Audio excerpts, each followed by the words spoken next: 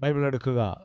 ദാനിയേലിന്റെ പുസ്തകം 4-ാം അധ്യായം 29-ാമത്തെ വാക്യം മുതൽ. 12 മാസം കഴിഞ്ഞിട്ട് അവൻ ബാബേലിലെ രാജമന്ദിരത്തിന്മേൽ ഉലാവിക്കൊണ്ടിരുന്നു. ഇതു ഞാൻ എൻ്റെ ധനമഹാത്മ്യത്താൽ എൻ്റെ പ്രതാപമഹത്വത്തിനായിട്ട് രാജധാനിയായി പണിത മഹതിയാം ബാബേൽ അല്ലയോ എന്നു രാജാവ് പറഞ്ഞ് തുടങ്ങി. എന്താണ്? പ്രതാപമഹത്വത്തിനായിട്ട് രാജധാനിയായി പണിത മഹതിയാം ബാബേൽ അല്ലയോ എന്ന് പറഞ്ഞു. നെബൂഖദ്നേസർ രാജാവായി തൻ്റെ സിംഹാസനത്തിൽ നിലയുറപ്പിച്ചതിന് ശേഷം തന്നിലുണ്ടായത് എന്താണെന്നറിയാമോ നിങ്ങൾക്ക്? നിഗളം. എന്താണുണ്ടായത്? നിഗളം. അന്ന് ഭൂമിയിൽ വെച്ച് ബാബിലോൺ പട്ടണം പോലെ മറ്റു ഒരു പട്ടണവും ഇല്ലായിരുന്നു.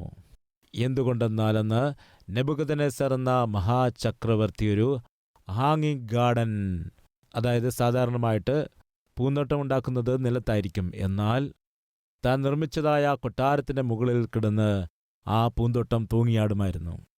അതായത് ഹാങ്ങിങ് ഗാർഡൻ, അതായത് തൂങ്ങുന്ന പൂന്തോട്ടം ഉണ്ടാക്കുവാൻ ഇടയായി.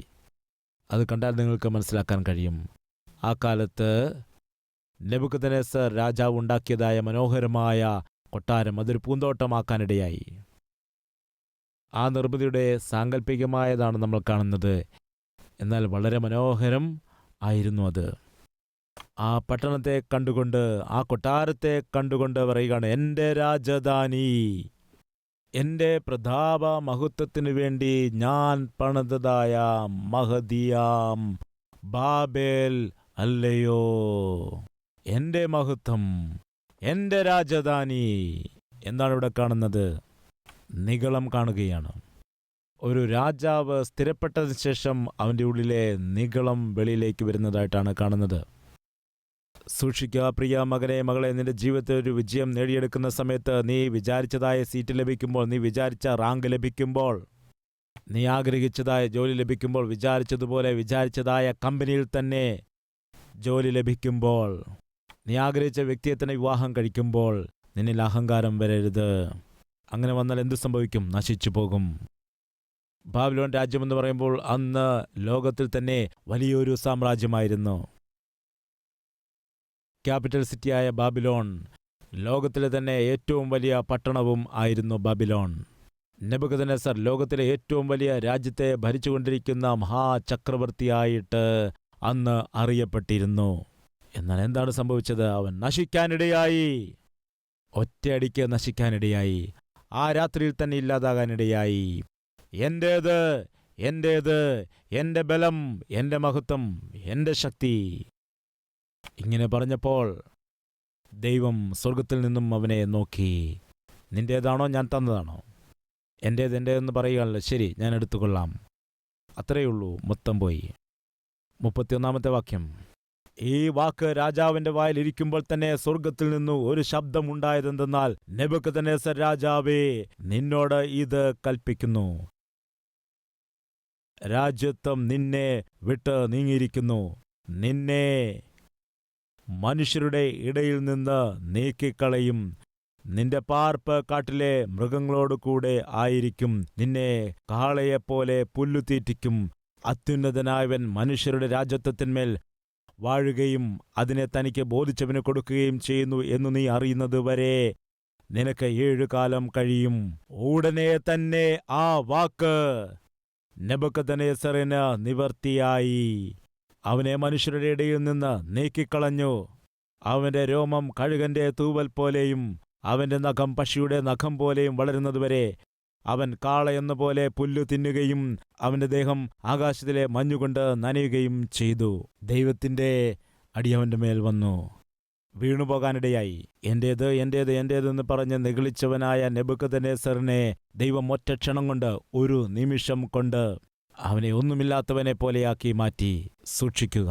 ദൈവം നിന്നെ അനുഗ്രഹിക്കുമ്പോൾ, നിന്നെ ഉയർത്തുമ്പോൾ, നിന്നെ സ്ഥിരപ്പെടുത്തുമ്പോൾ ദൈവത്തോട് നന്ദിയുള്ളവനായിട്ട് ജീവിക്കണം. അല്ലാതെ ദൈവം നൽകിയിരിക്കുന്ന അനുഗ്രഹത്തെ അടിസ്ഥാനമാക്കിക്കൊണ്ട് അനുഗ്രഹിച്ചതായ ദൈവത്തെ മറന്നുകൊണ്ട് ഇഷ്ടമുള്ളതുപോലെ പോവുകയാണെങ്കിൽ ദൈവം തന്നത് തിരികെ എടുക്കുവാൻ ഒരു നിമിഷം പോലും വേണ്ടിവരില്ല. മറ്റൊരു വ്യക്തിയെ നമുക്ക് നോക്കാം. 1 രാജാക്കന്മാരുടെ പുസ്തകം 5-ാം അധ്യായം 4-ാം വാക്യം. തൻ്റെ ദൈവമായ യഹോവയുടെ നാമത്തിനൊരു ആലയം പണിയുവാൻ അവന് കഴിഞ്ഞില്ല എന്നു നീ അറിയുന്നുവല്ലോ. എന്നാൽ ഇപ്പോൾ ഒരു പ്രതിയോഗിയോ വിഘ്നമോ ഇല്ല. എൻ്റെ ദൈവമായ യഹോവ ചുറ്റും എനിക്ക് സ്വസ്ഥത നൽകിയിരിക്കുന്നു. യാതൊരു വിഘ്നം എനിക്കില്ല. അവൻ എൻ്റെ ജീവിതത്തിൽ സമാധാനത്തെ നൽകിയിരിക്കുന്നു. ദാവീദിനുള്ള മനസ്സങ്ങനെയായിരുന്നു. അതേപോലെ തന്നെ ദാവീദിന്റെ മകനായ ശലോമോനും അതേ മനസ്സുള്ളവനായിട്ട് പറയുകയാണ്, എൻ്റെ ശത്രുവിനെ ആരെയും ദൈവം എൻ്റെ ചുറ്റും വരുവാൻ അനുവദിച്ചില്ല. എനിക്ക് സ്വസ്ഥത നൽകി. എൻ്റെ പിതാവ് ആലയം പണിയുവാൻ ആഗ്രഹിച്ചു, എന്നാൽ ദൈവം അനുവാദം കൊടുത്തില്ല. ഞാൻ പണിയുമെന്ന് ദൈവം അരുളി ചെയ്തിട്ടുണ്ട്. അതുകൊണ്ട് ഹീരാം രാജാവിനൊരു കത്തെഴുതുകയാണ്. ഹീരാം രാജാവ് ആരാണെന്നറിയാമോ? ദാവീദിന്റെ സ്നേഹിതനാണ്. പ്രിയമുള്ളവരെ, കഴിഞ്ഞ ദിവസം ഞാൻ പറഞ്ഞതാണ്, നിങ്ങൾ ഓർക്കുന്നുണ്ടോ? നമ്മൾ ഈ ലോകയാത്ര അവസാനിപ്പിച്ചു പോകുമ്പോൾ നല്ല സ്നേഹിതരെ നമ്മൾ ഉപേക്ഷിച്ചിട്ട് പോകേണ്ടി വരും. നമ്മൾ നല്ല സ്നേഹിതരെ വിട്ടിട്ട് പോവുകയാണെങ്കിൽ നല്ല സ്നേഹിതർ നമ്മുടെ കുട്ടികൾക്ക് സഹായമായി നിൽക്കും.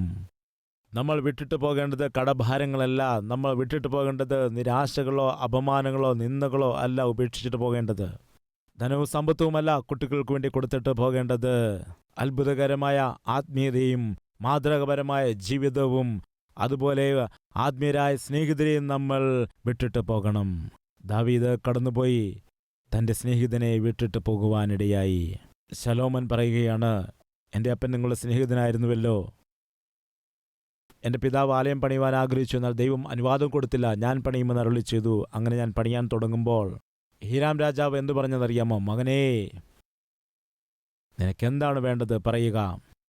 നിന്റെ പിതാവിൻ്റെ പേരിൽ അവൻ എൻ്റെ സ്നേഹിതനായിരുന്നത് കൊണ്ട് നിനക്കെന്തു വേണമെങ്കിലും ഞാൻ തരാം എന്ന് പറഞ്ഞുകൊണ്ട് ആവശ്യമുള്ളതെല്ലാം ഹീരാം രാജാവ് കൊടുക്കുവാനിടയായി. വളരെ നല്ലത്, നല്ല ആലോചന. 11-ാമത്തെ അധ്യായം. ശലോമോൻ രാജാവ് ഫറവോന്റെ മകളെ കൂടാതെ മോവാബ്യർ, അമ്മോന്യർ, ഏദോമ്യർ, സീദോന്യർ, ഹിത്യർ എന്നിങ്ങനെ അന്യജാതിക്കാരത്തികളായ അനേക സ്ത്രീകളെയും സ്നേഹിച്ചു. നിങ്ങൾക്ക് അവരോട് കൂടിക്കലർച്ച അരുത്. അവർക്ക് നിങ്ങളോടും കൂടിക്കലർച്ച അരുത്. അവർ നിങ്ങളുടെ ഹൃദയത്തെ തങ്ങളുടെ ദേവന്മാരിലേക്ക് വശീകരിച്ചു കളയുമെന്ന് യഹോവ ഇസ്രായേൽ മക്കളോട് അരുളി ചെയ്ത അന്യജാതികളിൽ നിന്നുള്ളവരെ തന്നെ അവരോട് ശലോമോൻ സ്നേഹത്താൽ പറ്റിച്ചേർന്നിരുന്നു. അവന് 700 കുലപത്നികളും 300 വെപ്പാട്ടികളും ഉണ്ടായിരുന്നു. അവന്റെ ഭാര്യമാർ അവന്റെ ഹൃദയത്തെ വശീകരിച്ചു കളഞ്ഞു. എങ്ങനെയെന്നാൽ ശലോമോൻ വയോധികനായപ്പോൾ ഭാര്യമാർ അവന്റെ ഹൃദയത്തെ അന്യദേവന്മാരിലേക്ക് വശീകരിച്ചു. അവന്റെ ഹൃദയം അവന്റെ അപ്പനായ ദാവീദിന്റെ ഹൃദയം പോലെ തന്റെ ദൈവമായ യഹോവയിങ്കൽ ഏകാഗ്രം ആയിരുന്നില്ല. അവന്റെ ഹൃദയം ദൈവമായ യഹോവയിൽ ഏകാഗ്രമായി ഇരുന്നില്ല. അവൻ ആലയം നിർമ്മിച്ചു. വളരെ സന്തോഷകരമായ കാര്യമാണ്. എന്നാൽ ആലയം നിർമ്മിച്ചതിൻ്റെ ശേഷം തന്റെ രാജ്യത്വം സ്ഥിരപ്പെട്ടു. നോക്കൂ, യൗവനക്കാരനാണ്. അവൻ രാജാവായിട്ട് അഭിഷേകം ചെയ്യപ്പെട്ട ശേഷം തൻ്റെ ഇഷ്ടപ്രകാരം ജീവിക്കാതെ എനിക്ക് ആലയം പണിതിരിക്കുന്നു. ഇങ്ങനെ ദൈവം ഒരുപാട് സന്തോഷിച്ചു. ശലോമോന് മഹാജ്ഞാനം കൊടുത്തു തൻ്റെ രാജ്യത്വത്തെ സ്ഥിരപ്പെടുത്തിയതിനു ശേഷം ശലോമോൻ എന്തു ചെയ്തെന്നറിയാമോ? ഏതെങ്കിലും ഒരു സ്ത്രീ, സുന്ദരിയായ സ്ത്രീയെ കണ്ടാൽ അവളെ കണ്ടിട്ട് മോഹിക്കുമായിരുന്നു. മോഹം എന്ന് പറഞ്ഞാൽ അർത്ഥം എന്താണ്? നീ ജോലി ചെയ്യുന്നതായ ഇടത്ത് ഏതെങ്കിലും ഒരു സ്ത്രീയെ നീ നോക്കുകയാണെങ്കിൽ നിന്നിലൊരു മോഹമുണ്ടാകുന്നു. മോഹത്തോടു കൂടിയുള്ളതായ ഒരു ആഗ്രഹമുണ്ടാകുന്നു. അങ്ങനെ ഒരു മോഹമുണ്ടായി എങ്കിൽ സൂക്ഷിക്കുക. ജോലി ചെയ്യുന്നിടത്ത് ഒരു പുരുഷനെ കാണുമ്പോൾ, അല്ലെങ്കിൽ പഠിക്കുന്ന ഇടത്തൊരു പെൺകുട്ടിയെ കാണുമ്പോൾ, ഒരു ആൺകുട്ടിയെ കാണുമ്പോൾ നിന്റെ മനസ്സിലൊരു മോഹമുണ്ടാവുകയാണെങ്കിൽ, മോഹമെന്ന് പറയുമ്പോൾ കാമത്തോടു കൂടിയതായ ഒരു ആഗ്രഹം നിന്റെ ഉള്ളത്തിൽ കടന്നു വരികയാണെങ്കിൽ നീ ആപത്തിൽപ്പെടുന്നു എന്നാണ് അർത്ഥം. ശലോമോന് ഭാര്യ ഉണ്ട്. എന്നാൽ താൻ വേറെ ഏതെങ്കിലും സ്ത്രീയെ കണ്ടാൽ തൻ്റെ മനസ്സിലുണ്ടായിരിക്കുന്നതായ ഒരു വിചിത്രമായ രീതിയിലുള്ള ജഡമോഹം കാരണം, ജഡത്തിൻ്റെ ഇഷ്ടം കൊണ്ട് തൻ്റെ രാജകൊട്ടാരത്തിലേക്ക് ഏതെങ്കിലും സ്ത്രീകൾ വരികയാണെങ്കിൽ, അല്ലെങ്കിൽ താൻ വെളിയിൽ ഏതെങ്കിലും രാജ്യത്ത് കടന്നു പോകുമ്പോൾ അവിടെയുള്ള സ്ത്രീകളെ കണ്ട് മോഹിക്കുമായിരുന്നു. ചില ഭർത്താക്കന്മാർ എന്തു ചെയ്യുന്നറിയാമോ? സ്വന്തം ഭാര്യ ഉണ്ടായിട്ടും പരസ്ത്രീ വ്യാമോഹത്തിൽ പെടാറുണ്ട്. ചില സ്ത്രീകളും അങ്ങനെയുണ്ട്. സ്വന്തം ഭർത്താവ് ഉണ്ടായിട്ടും മറ്റുള്ള പുരുഷന്മാരെ കാണുമ്പോൾ അവരോട് സ്നേഹബന്ധം കൂടുവാൻ മോഹമുണ്ടായിരിക്കുന്നതായ ആളുകളുണ്ട്. അവരുടെ പാപം നിറഞ്ഞതായ ചിന്തകളാൽ മനസ്സ് നിറയാനിടയാകും. പഠിക്കുന്ന വിദ്യാർത്ഥികളും അങ്ങനെയുള്ളവരുണ്ട്. ഏതെങ്കിലും ഒരു ഹീറോയോ ഹീറോയിനെയോ കാണുകയാണെങ്കിൽ അവരെക്കുറിച്ച് എപ്പോഴും ഓർത്തുകൊണ്ടിരിക്കുന്നത് കാണാം. അതുകൊണ്ടാണ് വചനത്തിൽ യേശു കർത്താവ് ഇങ്ങനെ പറഞ്ഞിരിക്കുന്നത്, വ്യഭിചാരം ചെയ്യരുത് എന്ന് നിങ്ങൾ കേട്ടിട്ടുണ്ടല്ലോ. എന്നാൽ ഞാൻ നിങ്ങളോട് പറയുകയാണ്, ഒരു സ്ത്രീയെ നിങ്ങൾ മോഹത്തോടുകൂടി നോക്കുകയാണെങ്കിൽ ആ വ്യക്തി ആ സ്ത്രീയുമായിട്ട് വ്യഭിചാരം ചെയ്തതുപോലെ തന്നെയാണ്. അതാണ് വചനം പറയുന്നത്. നമ്മിൽ പലരും വിചാരിക്കുന്നുണ്ട്, ഞാൻ വലിയ വിശുദ്ധനാണ്, ഞാൻ ഒരിക്കലും ഒരു സ്ത്രീയുമായിട്ട് പാപം ചെയ്തിട്ടില്ല, പുരുഷനുമായി പാപം ചെയ്തിട്ടില്ല, അതുകൊണ്ട് ഞാൻ വലിയ ഭക്തിയുള്ളവനാണെന്ന് വിചാരിക്കുന്നു. വാസ്തവം എന്താണെന്ന് വെച്ചാൽ, നീ പ്രാക്ടിക്കലായിട്ട് ഒരു പുരുഷനുമായിട്ടും ഒരു സ്ത്രീയുമായിട്ടും വ്യഭിചാരം ചെയ്യുന്നില്ല എങ്കിലും ഒരു സ്ത്രീയെ നിന്റെ മനസ്സിൽ കണ്ട് നീ മോഹിക്കുകയാണെങ്കിൽ, അല്ലെങ്കിൽ ഒരു പുരുഷനെ മനസ്സിൽ കണ്ട് മോഹിക്കുകയാണെങ്കിൽ ആ വ്യക്തിയുമായിട്ട് നീ പാപം ചെയ്യുന്നത് പോലെയാണ്. അതായത് പ്രവൃത്തിയിൽ കൂടി വ്യഭിചാരം ചെയ്തെങ്കിൽ മാത്രമല്ല അത് വ്യഭിചാരമായിട്ട് മാറുന്നത്. നിന്റെ മനസ്സിൽ മോഹത്തോടുകൂടി നോക്കുമ്പോഴും അത് ദൈവത്തിൻ്റെ ദൃഷ്ടിയിൽ വ്യഭിചാരം തന്നെയാണ്. സൂക്ഷിക്കുക. മോഹത്തോടു കൂടിയുള്ള നോട്ടങ്ങൾ അത് അവസാനം നിന്നെ കീഴ്പ്പെടുത്തിക്കൊണ്ട് കാമത്താൽ നിന്നെ നിറച്ച് ആ മോഹങ്ങൾ നിവർത്തിക്കുന്നതുവരെയും നിന്നെ അത് വലിച്ചഴിച്ചു കൊണ്ടുപോകും. ആലയം നിർമ്മിച്ചു, നല്ല കാര്യം. ആലയത്തിൻ്റെ പണിക്കായി സ്തോത്ര കാഴ്ച കൊടുത്തു, നല്ല കാര്യം. എന്നാൽ അതിൻ്റെ ശേഷമുള്ള കാര്യം എന്താണ്? ആലയത്തിലേക്ക് കടന്നു വരുന്നു, നല്ല കാര്യം. സ്തോത്ര കാഴ്ച കൊടുക്കുന്നു, നല്ല കാര്യം. ആലയ നിർമ്മാണത്തിന് വേണ്ടി സഹായങ്ങൾ കൊടുക്കുന്നു, അതുപോലെ ആലയത്തിൽ സ്തോത്ര കാഴ്ച കൊടുക്കുന്നു, ഇതെല്ലാം നല്ല കാര്യമാണ്. എന്നാൽ തിങ്കളാഴ്ച മുതൽ ശനിയാഴ്ച വരെ നമ്മുടെ ജീവിതം എങ്ങനെയാണ്? ആത്മീയത എങ്ങനെയുള്ളതാണ്? നമ്മുടെ കണ്ണുകളിൽ കൊണ്ടുള്ള നോട്ടം എങ്ങനെയുള്ളതായിരിക്കും? നമ്മുടെ ചിന്തകൾ എങ്ങനെയായിരിക്കും? നമ്മുടെ പ്രവൃത്തികൾ എങ്ങനെയുള്ളതാണ്? ഒരു നിമിഷം ആലോചിക്കുക. ശലോമോൻ ആലയം നിർമ്മിച്ചതിന് ശേഷം ദൈവം കരുണ കാട്ടി അവൻ്റെ രാജ്യത്വം സ്ഥിരപ്പെടുത്തിയപ്പോൾ അവൻ്റെ ചിന്തകളിൽ മാറ്റമുണ്ടാകുന്നു. പിന്നീട് എന്താണ് കാണുന്നതായ സുന്ദരികളായ സ്ത്രീകളെ മോഹിക്കുവാനായിട്ട് തുടങ്ങി. മോഹിച്ചതിന് ശേഷം, മോഹമെന്ന് പറയുമ്പോൾ അവളുടെ മേൽ മനസ്സ് വയ്ക്കുക, അവളോടൊപ്പം പാപം ചെയ്യണമെന്നുള്ള ശക്തമായ ആഗ്രഹം. അങ്ങനെ പാപം ചെയ്യാനുള്ള മോഹം ഉണ്ടാകുന്ന സമയത്ത് അവളെ വിളിപ്പിക്കുക. വ്യഭിചാരമായി പഴിവരാതിരിക്കാൻ വേണ്ടി എന്താണ് ചെയ്യുന്നത്? കല്യാണം കഴിക്കുക, അല്ലെങ്കിൽ വെപ്പാട്ടിയായിട്ട് നിർത്തുക. തൻ്റെ രാജ്യകാര്യം നോക്കാതെ, ഭരണകാര്യം നോക്കാതെ ഇതുതന്നെയാണ് പിന്നീട് ചെയ്യുന്നതായ പ്രവർത്തികൾ. മൊത്തം എത്ര പേരാണ്? 700 + 300 എല്ലാം കൂട്ടി 1000 പേരാണ്. ഒരു ഭാര്യയുടെ അരികിലേക്ക് പിന്നീട് ഒരിക്കൽ കൂടി പോകണമെങ്കിൽ എന്താണ് നിങ്ങൾക്ക് മനസ്സിലായത്? 3 വർഷങ്ങൾ വേണ്ടിവരും. മനസ്സിലായോ? ഇതിൻ്റെ ആവശ്യമുണ്ടായിരുന്നോ? താൻ ജഡത്തിൻ്റെ ഇഷ്ടം കൊണ്ട്, മോഹം കൊണ്ട് നിറയാനിടയായി. എപ്പോഴാണിത് സംഭവിച്ചത്? ദൈവം തന്നെ സ്ഥിരപ്പെടുത്തിയപ്പോൾ. ആദ്യം എന്താണ് പറഞ്ഞത്? നിഗളം. എവിടെയാണെങ്കിലോ മോഹം. ബൈബിളിൽ പറയുന്നു, ശലോമോനിൽ ഉണ്ടായിരുന്നതായ മോഹം കാരണം താൻ വയോധികനായപ്പോൾ താൻ ആരെയൊക്കെയാണ് വിവാഹം കഴിച്ചത് അവരെല്ലാവരും ചേർന്ന് അവൻ്റെ വിശ്വാസത്തെ തിരിച്ചു കളഞ്ഞു. അവർ വിശ്വസിക്കുന്ന ദേവതകൾക്ക് ബലി കൊടുക്കുന്നതായ ഒരു സ്ഥാനത്തേക്ക് കൊണ്ടുപോകാനിടയായി. ദൈവം ഉന്നതമായ സ്ഥാനത്തേക്ക് കൂട്ടിക്കൊണ്ടുപോയപ്പോൾ ഒരു മനുഷ്യനാണെങ്കിൽ നിഗളിച്ച് നശിച്ചുപോയി. ഇവിടെ മറ്റൊരുവൻ മോഹം കാരണം നശിക്കുകയാണ്. മറ്റൊരു വ്യക്തിയാണെങ്കിലോ സ്നേഹം കൊണ്ട് നശിച്ചു പോവുകയാണ്. അപ്പാ, എൻ്റെ സമ്പത്ത് എനിക്ക് തരിക. മോനെ, സമ്പത്ത് വീതം വയ്ക്കേണ്ടത് ഞാൻ മരിച്ചു പോയതിന് ശേഷമല്ലേ? നിങ്ങളുണ്ടെങ്കിൽ എന്താണ്, ഇല്ലെങ്കിൽ എന്താണ്? എൻ്റേതെനിക്ക് തരിക.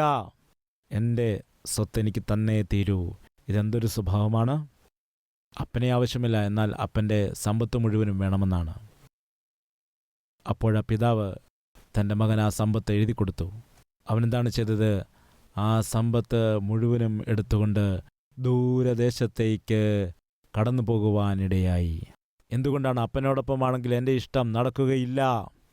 പ്രിയ മകനെ, മകളെ, ഇന്ന് നമ്മുടെ മധ്യയിൽ അങ്ങനെയുള്ള ആളുകളുണ്ടോ? മാതാപിതാക്കളോടൊപ്പം താമസിക്കുന്നത് കൊണ്ട് എൻ്റെ ഇഷ്ടം നടക്കുന്നില്ല. എനിക്കെവിടേക്കെങ്കിലും പോകണമെങ്കിൽ അവിടേക്ക് പോകാൻ കഴിയുന്നില്ല. ഇഷ്ടമുള്ള സ്ഥലത്ത് കറങ്ങി നടക്കുവാൻ കഴിയുന്നില്ല. മറ്റുള്ളവരോടൊപ്പം ബൈക്കിൽ കറങ്ങുവാനോ രാത്രിയിൽ ചിലവഴിക്കാനോ ഒന്നും എനിക്ക് ഇതുകൊണ്ട് കഴിയുന്നില്ല. അതുകൊണ്ട് മാതാപിതാക്കളെ വിട്ടിട്ട് പട്ടണത്തിലേക്ക് പോവുകയാണെങ്കിൽ അതാണ് ഏറ്റവും നല്ലത്. മാതാപിതാക്കളെ വിട്ടകന്ന് വിദേശത്തേക്ക് പോവുകയാണെങ്കിൽ അതാണ് നല്ലത്. അവിടെയാണെങ്കിൽ കൂട്ടുകൂടി നടന്നാൽ കുഴപ്പമില്ല. കൂട്ടുകൂടി ഇഷ്ടമുള്ളതുപോലെയൊക്കെ നടക്കാൻ കഴിയും. അവിടെ എന്നോട് ചോദിക്കാൻ അമ്മ കാണില്ല, എന്നെ വഴക്ക് പറയാൻ പിതാവ് കാണില്ല. സ്വസ്ഥതയോടെ സ്വാതന്ത്ര്യത്തോടെ ജീവിക്കാൻ കഴിയും. ഇന്ന് അങ്ങനെ വിചാരിക്കുന്ന അനേകം പെൺകുട്ടികളുണ്ട്. ആൺകുട്ടികളുണ്ട്, സ്നേഹത്തിൻ്റെ പേര് പറഞ്ഞുകൊണ്ട് ജീവിതത്തെ നശിപ്പിക്കുന്നവരുണ്ട്. ആ മുടിയനായ പുത്രൻ തൻ്റെ ഇഷ്ടപ്രകാരം ജീവിക്കേണ്ടതിനു വേണ്ടി സ്വന്തം പിതാവിനെ ഉപേക്ഷിച്ച് സ്നേഹിതരോടൊപ്പം ദൂരദേശത്തേക്ക് പോയി. അതിനുശേഷം എന്താണ് സംഭവിച്ചത്? ഇരുന്നു കൊണ്ട് കഴിച്ചാൽ കുന്നാണെങ്കിലും തീരുമല്ലോ. താൻ കൊണ്ടുപോയ പണമെല്ലാം ദൂർത്തടിച്ച് സ്നേഹിതരോടൊപ്പം ചിലവഴിച്ചു. ദുർനടപ്പിൽ ജീവിക്കാനായി ചിലവഴിച്ചു. ശർക്കരയുണ്ടെങ്കിലാണല്ലോ ഈച്ചയും ഉറുമ്പുമൊക്കെ വരുന്നത്. തൻ്റെ കയ്യിലിരുന്ന ശർക്കര തീർന്നുപോയി. ഓരോരുത്തർ അവനെ വിട്ടുമാറുകയും ചെയ്തു. അവസാനം താൻ ഒറ്റപ്പെട്ടു പോവുകയാണ്, അനാഥനായിട്ട് പോവുകയാണ്. ഇന്ന് നമ്മുടെ മധ്യയിൽ ഈ സ്ഥിതിയിൽ ജീവിക്കുന്നതായ സഹോദരനോ സഹോദരിയോ ഉണ്ടോ? ബ്രദർ, എൻ്റെ കയ്യിൽ പണമുണ്ടായിരുന്നപ്പോൾ ഒരുപാട് പേരുണ്ടായിരുന്നു. എന്നാൽ എൻ്റെ ബാങ്കിലെ ബാലൻസ് തീർന്നപ്പോൾ, ATM കാർഡിൽ ബാലൻസ് ഇല്ലാതെയായപ്പോൾ എന്നെ ഉപേക്ഷിച്ചിട്ട് കടന്നു കളയാനിടയായി. ഇന്ന് ആർക്ക് ഫോൺ ചെയ്താലും അവർ ഫോൺ എടുക്കുകയില്ല. എൻ്റെ കയ്യിൽ പണമുണ്ടായിരുന്നപ്പോൾ അവർക്കെല്ലാം എന്നെ വേണമായിരുന്നു. അവരുടെ ആവശ്യമനുസരിച്ച് എൻ്റെ കയ്യിലെ പണം ഉപയോഗിച്ചു. ഇപ്പോഴിതാ ഞാനൊരു അനാഥനെ പോലെ ആയിരിക്കുകയാണ് ദേവദാസ. ഈ ലോകസ്നേഹം അതാണ് ചെയ്യുന്നത്. അവസാനം എന്താണ് നടന്നത്?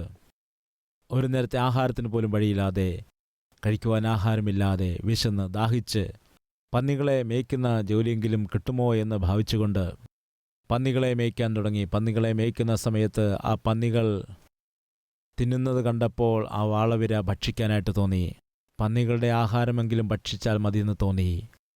അപ്പോഴാണ് അപ്പനെ ഓർമ്മ വന്നത്. അവൻ്റെ വീട്ടിൽ ദാസീദാസന്മാർ പോലും വയറു നിറച്ച് ആഹാരം കഴിക്കുന്നു. ഞാൻ അപ്പനെ ഉപേക്ഷിച്ചിരിക്കുന്നു. എൻ്റെ ഇഷ്ടം നടക്കണമെന്ന് ആഗ്രഹിച്ചു. അവസാനം എൻ്റെ ഇഷ്ടം എനിക്ക് നഷ്ടം വരുത്തി വെച്ചിരിക്കുന്നു. പ്രിയ മകനെ, മകളെ, നിന്റെ ഇഷ്ടം അതെപ്പോഴാണെങ്കിലും ശരി നഷ്ടമായിരിക്കും വരുത്തി വയ്ക്കുന്നത്. പല സന്ദർഭങ്ങളിലും അമ്മ പറയും, നീ അങ്ങനെ ചെയ്യരുത്. അപ്പൻ പറയും, എടാ നീ അങ്ങനെ ചെയ്യരുത്, നീ അവിടെ പോകരുത് എന്ന് പറഞ്ഞുകൊണ്ട് പലപ്പോഴും തടസ്സം നിൽക്കാനിടയാകും, ബ്രേക്ക് ചെയ്യാനിടയാകും. എന്നാൽ മകനോ മകൾക്കോ ഇതൊരിക്കലും ഇഷ്ടമാകില്ല. എന്തുകൊണ്ടാണ്? ഇവരുടെ ആലോചനകൾ വളരെ വ്യത്യാസമായിരിക്കും. ഇവിടെ കാൽക്കുലേഷൻ എല്ലാം വ്യത്യസ്തമായിരിക്കും. എല്ലാം നേരത്തെ പ്ലാൻ ചെയ്തുകൊണ്ടിരിക്കും. ഓരോ ദിവസം എവിടെയാണ് പോകേണ്ടത്, ഏത് പാർട്ടികളിലാണ് പോകേണ്ടത്, ഏതെല്ലാം വ്യക്തികളുമായിട്ടാണ് കൂട്ടുകൂടേണ്ടത്, ഈ പ്രോഗ്രാം എല്ലാം നേരത്തെ സെറ്റ് ചെയ്തിരിക്കും. വീട്ടിൽ വരുമ്പോൾ അമ്മ പറയും വേണ്ട എന്ന്, അപ്പൻ പറയും വേണ്ട എന്ന്. അവർ തടസ്സം നിൽക്കുമ്പോൾ ഇവർക്ക് ദേഷ്യമുണ്ടാകും. എന്തിനാണ് എപ്പോഴും എന്നെ ഇങ്ങനെ തടഞ്ഞുകൊണ്ടിരിക്കുന്നത്, കെട്ടിയിടുന്നത്, എന്നെ എന്തിനാണ് ഇങ്ങനെ ബന്ധിക്കുന്നത്? ഇതാണ് യൗവനക്കാരായ മക്കൾ സാധാരണമായിട്ട് മാതാപിതാക്കളോട് ചോദിക്കുന്ന ചോദ്യം. എന്തിനാണ് എപ്പോഴും ഞങ്ങളെ തടയുന്നത്? ഏതു സമയത്തും നോ എന്ന് പറയും. കാരണം എന്താണ്? ചോദ്യം. കാറുകൾക്ക് ബ്രേക്ക് ഉണ്ടല്ലോ, ആ ബ്രേക്ക് എന്തിനാണുള്ളത് പറയുക. എന്തിനാണ് കാറിന് ബ്രേക്ക് ഉള്ളത്? മുൻപോട്ട് പോകാതിരിക്കാനാണോ അതോ സ്പീഡിൽ മുൻപോട്ട് പോകുന്നതിന് വേണ്ടിയാണോ? മുൻപോട്ട് പോകാതെ കാർ നിർത്തുവാനാണോ അതോ വേഗത്തിൽ കാറിന് മുൻപോട്ട് പോകുന്നതിന് വേണ്ടിയാണോ?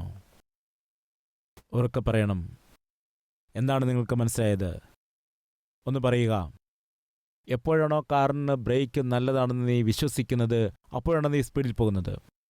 റൈ റൈ റൈ എന്ന് സ്പീഡിൽ പോകും. എന്തിനാണ്? ആവശ്യമാണെങ്കിൽ ബ്രേക്ക് ചെയ്യാൻ കഴിയും. മാതാപിതാക്കളുടെ ആഗ്രഹം എന്താണെന്നറിയാമോ? പ്രിയ മകനെ, മകളെ, നീ മുൻപോട്ട് കുതിച്ചു പോകണം. നീ ഭാവിയിലേക്ക് തടസ്സമൊന്നും കൂടാതെ മുൻപോട്ട് പോകണം. എത്രയും വേഗം നിനക്ക് ലക്ഷ്യത്തിലെത്താൻ കഴിയണമോ അത്രയും വേഗത്തിൽ നീ കടന്നു പോകണം. അതിനുവേണ്ടിയാണ് അവർ ബ്രേക്കുകൾ ഇടുന്നത്. നിന്റെ കാറിന് ബ്രേക്കില്ല എങ്കിൽ നീ പിന്നെ ആ കാറിൽ കയറുമോ? പ്രിയ മകനെ, മകളെ, ചോദിക്കട്ടെ, ബ്രേക്കില്ലാത്ത കാറ് നിനക്ക് തരികയാണെങ്കിൽ നീ അത് കൊണ്ടുപോകുമോ? നീ പറയും എന്തിനാണ്, എന്നെ കൊല്ലുവാനാണോ? അതുതന്നെയാണ് പ്രിയ മാതാപിതാക്കൾ പറയുന്നത്. നീ മരിക്കാതിരിക്കേണ്ടതിന് വേണ്ടിയാണ്. നീ നശിക്കുന്നത് ഇഷ്ടമില്ലാത്തത് കൊണ്ടാണ് അവർ അതാത് സമയത്ത് ബ്രേക്ക് ഇടുന്നത്. ആ ബ്രേക്ക് ഇടുന്നതിൽ കൂടി നിനക്കവർ സുരക്ഷിതത്വം നൽകുകയാണ്. ആ ബ്രേക്കുകൾ ഉണ്ടായിരിക്കുന്നത് കൊണ്ട് ആവശ്യമാണെങ്കിൽ നിനക്ക് വേഗത്തിൽ പോകുവാൻ കഴിയും. അത് നിനക്ക് ക്ഷേമമല്ല എന്ന് കാണുമ്പോൾ മാതാപിതാക്കൾ എന്തു ചെയ്യും? സ്ലോ എന്ന് പറയും, നിന്നെ നിയന്ത്രിക്കും. റോഡിൽ തടസ്സങ്ങളൊന്നും ഇല്ലാതിരിക്കുമ്പോൾ സുഖമായിട്ട് പോകാൻ കഴിയുമ്പോൾ സ്പീഡിൽ പോകാൻ അനുവദിക്കും. എന്നാൽ തടസ്സം എന്തെങ്കിലും ഉണ്ടെങ്കിൽ ബ്രേക്ക് ഇടും. ആ ബ്രേക്കേ ഇല്ലെങ്കിൽ പിന്നെ അപകടമാണ്.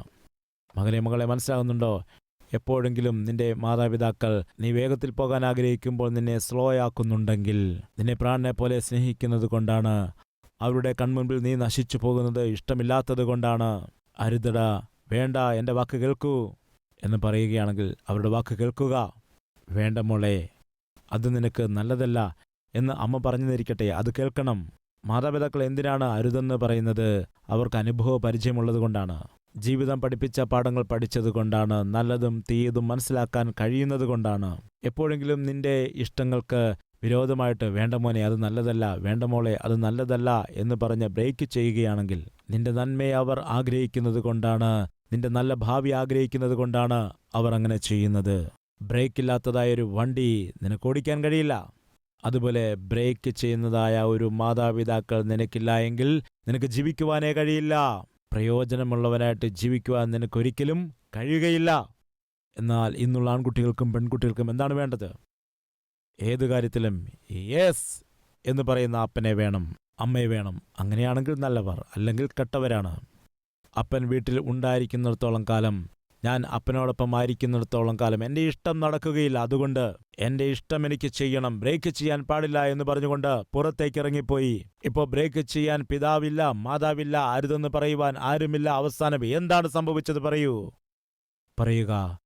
വിശപ്പും ദാഹവും സഹിച്ച് അനാഥനെ പോലെ മാറിയിരിക്കുന്നു. ഭിക്ഷയാചിച്ചാൽ പോലും അവന് കൊടുക്കുവാൻ ആരുമില്ല. അപ്പൻ്റെ വാക്കിനെ മറുതലിച്ച്, അപ്പൻ്റെ സ്നേഹം വേണ്ടെന്ന് പറഞ്ഞ് ഒരു മകൻ ഇങ്ങനെ വീട്ടിൽ നിന്ന് ഇറങ്ങിപ്പോയി. അവനെ കയ്യിൽ കിട്ടിയതെല്ലാം എടുത്തുകൊണ്ടുപോയി. അപ്പനാണെങ്കിലോ മകൻ എപ്പോൾ മടങ്ങി വരും എന്ന് പ്രതീക്ഷിച്ച് കാത്തു നിന്നുകൊണ്ട് അവസാനം അപ്പൻ കാത്തിരിക്കുകയാണ്. മകന് വേണ്ടി അന്വേഷിക്കുന്നിടത്തൊക്കെയും അന്വേഷിച്ചു കാത്തു നിൽക്കുകയാണ്. മകൻ അവൻ്റെ കയ്യിലിരുന്നതായ പണമെല്ലാം കൂട്ടുകാർ ഉപയോഗിച്ചു കഴിഞ്ഞതിന് ശേഷം അവസാനം ഒന്നുമില്ലാതായപ്പോൾ എല്ലാവരും അവനെ വിട്ടിട്ട് പോയി. മദ്യപിച്ച് നടന്നതുകൊണ്ട് ആരോഗ്യസ്ഥിതി മോശമായി. കയ്യിൽ നയാ പൈസയില്ല. അവൻ രോഗിയായി മാറിയിരിക്കുന്നു. എങ്ങനെ ജീവിക്കണമെന്നറിയാതെ അവസാനം അവൻ ഭിക്ഷയെടുക്കാൻ തുടങ്ങി. അവൻ കാണുന്ന ആളുകളോടൊക്കെ ഭിക്ഷ യാചിച്ചുകൊണ്ട് റെയിൽവേ പ്ലാറ്റ്ഫോമിൽ കൂടി നടക്കുകയാണ്. ഒരു ദിവസം പാറിപ്പറന്നു കിടക്കുന്ന തലമുടിയും അതുപോലെ തന്നെ മുഷിഞ്ഞതായ ശരീരം, മുഷിഞ്ഞതായ വേഷം ധരിച്ചുകൊണ്ട് മറ്റുള്ളവരോട് ചോദിക്കുകയാണ്, സാറേ, ആഹാരം കഴിച്ചിട്ട് 4 ദിവസമായിരിക്കുന്നു, എനിക്കൊരു രൂപ തരുമോ, 1 രൂപ തരാമോ? ഭിക്ഷയെടുക്കുകയാണ്. ഏതോ ഒരു മനുഷ്യൻ ആ പ്ലാറ്റ്ഫോമിലെ ബെഞ്ചിൽ തലകുനിച്ചിരിക്കുമ്പോൾ അദ്ദേഹത്തിൻ്റെ അരികിൽ ചെന്ന് ഭിക്ഷയാചിക്കുകയാണ്, ചോദിക്കുകയാണ്, ആഹാരം കഴിച്ചിട്ട് 4 ദിവസമായിരിക്കുന്നു, കഴിക്കാൻ ആഹാരമില്ല, വിശന്നു വലയുന്നു, എനിക്ക് 1 രൂപ തരാമോ? ഇങ്ങനെ പറഞ്ഞപ്പോൾ അവിടെ ഇരുന്ന വൃദ്ധനായ മനുഷ്യൻ പെട്ടെന്ന് മുഖമുയർത്തി നോക്കി. അയാൾ ആ ശബ്ദത്തെ തിരിച്ചറിഞ്ഞു. വേഗത്തിൽ എഴുന്നേറ്റ് അവനെ ആലിംഗനം ചെയ്തു. എടാ മോനെ, എൻ്റെ സകല സമ്പത്തിനും ഉടയവനായിരിക്കേണ്ടതായ നീ എന്തിനാണ് റോഡിൽ കൂടി ഭിക്ഷയെടുക്കുന്നത്? ആ പിതാവിനെ കണ്ടപ്പോൾ മകന് പിതാവിനെ മനസ്സിലാക്കുവാനായിട്ട് കഴിഞ്ഞില്ല. ആ പിതാവ് വളരെ പ്രതീക്ഷയോടുകൂടി സമാധാനമില്ലാതെ മകനെ അന്വേഷിച്ച് നടക്കുകയാണ്. ആ മകൻ ഒരു നേരത്തെ ആഹാരത്തിനു വേണ്ടി ഭിക്ഷയെടുത്ത് ജീവിക്കുന്നതായ സമയത്ത് ആ അപ്പൻ ചോദിക്കുകയാണ്, ഇങ്ങനെ ഭിക്ഷയെടുക്കേണ്ട എന്തെങ്കിലും ആവശ്യം നിനക്കുണ്ടോ? നിന്നെ പ്രാണനെ പോലെ സ്നേഹിക്കുന്ന പിതാവായി ഞാനില്ലേ? നിനക്ക് വേണ്ടി സമ്പത്ത് ഞാൻ വെച്ചിട്ടുണ്ട്. നീ എൻ്റെ ഭവനത്തിലേക്ക് വരിക, എൻ്റെ സമ്പത്ത് മുഴുവനും നിനക്കുള്ളതാണ്. പ്രിയ സഹോദര സഹോദരി, എൻ്റെ കർത്താവും അതുതന്നെയാണ് ഇന്ന് ചെയ്യുന്നത്. അവൻ്റെ സ്നേഹത്തെ തട്ടിക്കളഞ്ഞുകൊണ്ട്, അവൻ്റെ ക്ഷമയെ തള്ളിക്കളഞ്ഞുകൊണ്ട്, അവൻ നിനക്ക് വേണ്ടി ഒരുക്കി വച്ചിരിക്കുന്ന സകല അനുഗ്രഹങ്ങളും വേണ്ടെന്ന് പറഞ്ഞുകൊണ്ട്, ഇഷ്ടമുള്ളതുപോലെ നടന്നുകൊണ്ട്, ദുർനടപ്പിൽ ജീവിച്ചുകൊണ്ട്, നിന്റെ ജീവിതത്തെ പെരുവഴിയിലാക്കിക്കൊണ്ട്, യാതൊരു ഗതിയുമില്ലാതെ അലഞ്ഞു നടന്ന് ജീവിക്കുന്ന വ്യക്തിയാകുന്നുവെങ്കിൽ കർത്താവ് ചോദിക്കുകയാണ്, നിനക്കതിൻ്റെ ആവശ്യമുണ്ടോ? ഗതികെട്ടവനായി ജീവിക്കേണ്ട ആവശ്യമുണ്ടോ? നിനക്ക് അലഞ്ഞു നടക്കേണ്ടതായ കാര്യമുണ്ടോ? ഞാൻ നിന്നെ പ്രാണനെ പോലെ സ്നേഹിച്ചില്ലേ? നിനക്ക് വേണ്ടി ഞാൻ സ്വർഗത്തെ ഒരുക്കുകയല്ലേ? നീ വരിക. എന്നു മുതലെങ്കിലും എനിക്ക് വേണ്ടി ജീവിക്കുവാൻ, എൻ്റെ മകനായി മകളായി ജീവിക്കുവാനായിട്ട് എൻ്റെ അരികിലേക്ക് വരിക. സ്നേഹം കൊണ്ട് വഴിതെറ്റിപ്പോയ ആ മകന് സകലതും നഷ്ടമായിപ്പോയി. എന്നാൽ സുബോധം വന്നപ്പോൾ, തിരിച്ചു വീട്ടിലേക്ക് വന്നപ്പോൾ പിതാവ് എന്താണ് ചെയ്തത്? ഓടി വന്നവനെ ആലിംഗനം ചെയ്തു. പിതാവ് പറയണേ, എനിക്കുണ്ടായിരിക്കുന്നതായ സർവ്വത്തിനും നീ അധികാരിയാണ്, നീ എടുത്തുകൊള്ളുക. അവനെ കുളിപ്പിച്ചു, നല്ല വസ്ത്രം ധരിപ്പിച്ചു, കയ്യിലെ മോതിരം ഊരി അവനെ അണിയിച്ചു. എന്റെ അവകാശി നീ തന്നെയാണ് എന്ന് പറഞ്ഞുകൊണ്ട് തനിക്കുണ്ടായിരുന്ന സകലതും ആ മകന് കൊടുത്തു. ദൈവത്തിനുണ്ടായിരിക്കുന്നതായ സകലതും ഇന്ന് നിനക്ക് നൽകുവാൻ ആ ദൈവത്തിന് മനസ്സുണ്ട്. എന്നാൽ അത് പ്രാപിച്ചെടുക്കുവാനായി നീ ഒരുക്കമാണോ? ഒരുക്കമാണെന്ന് പറയുന്നവർ എന്നോടൊപ്പം ചേർന്ന് പ്രാർത്ഥിക്കാമോ?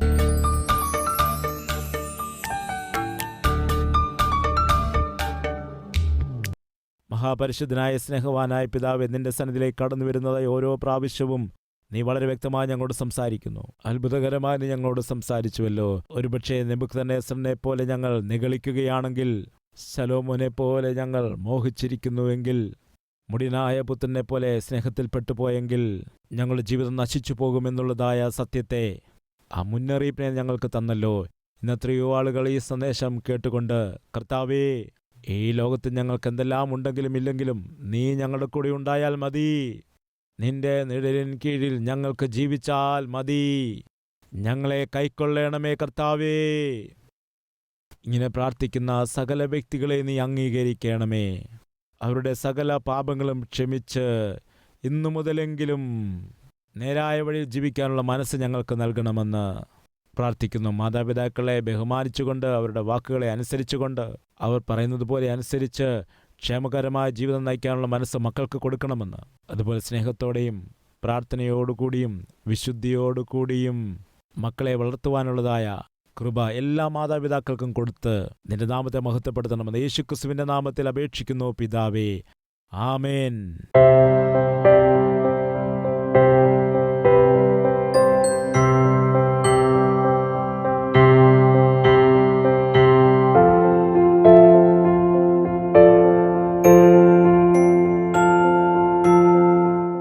Address Calvary, Post Box number 30, Kukatpalli, Hyderabad 72.